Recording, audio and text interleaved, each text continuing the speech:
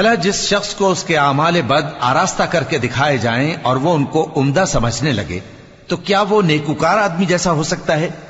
بے شک اللہ جس کو چاہتا ہے گمراہ رہنے دیتا ہے اور جس کو چاہتا ہے ہدایت دیتا ہے. تو ان لوگوں پر افسوس کر کر کے تمہارا دم نہ نکل جائے.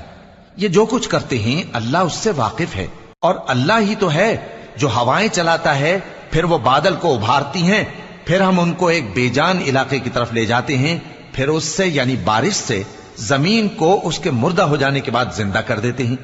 اسی طرح مردوں کا جی اٹھنا ہوگا. جو شخص عزت کا طلبگار ہے تو عزت تو سب اللہ ہی کی ہے.